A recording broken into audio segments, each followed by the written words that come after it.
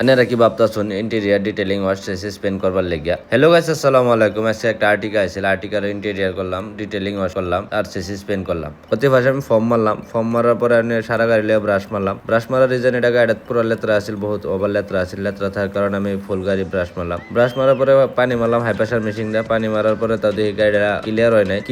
Clear না করে গাড়ির চেসিস পেন্টটা গাড়িতে অ্যাপ্লাই করুন জানা। যদি বালা করে ক্লিয়ার না করুন তাহলে পেন্টের তলে আমারও ধরবো। পিছনে যে স্টেপ পিনটা থাকে স্টেপ পিনটা খুললাম, খুললে আবারই ফর্ম মারলাম গাড়ি লিয়ে। ফর্ম মারে আবারই গাড়িটা ফুল গাড়ি ধরলাম। তারপর আমি ফুল গাড়িটা কাভার করলাম, চারো সাইড মাস্কিং করছি। মাস্কিং করে ফুল কাভার করে বালা করে বাদে চেসিস পেন্টটা অ্যাপ্লাই করছি। কাভার করার রিজনই এটা, গাড়ির বডির যাতে না ভরে। বডির বললে গাড়ির রাফনেস একটা ভরে বডির মধ্যে। এই রাফনেসটা না এবার লেগে গাড়ির মধ্যে ফুল গাড়ি আর কি কাভার করা। তারপর আমি সারা গাড়ি লিয়ে স্যালেঞ্জার কোটিং করলাম। স্যালেঞ্জার কোটিংটা করলাম এটা লেগে। স্যালেঞ্জার কোটিং করলে স্যালেঞ্জারটা তার মামরা খাবো না।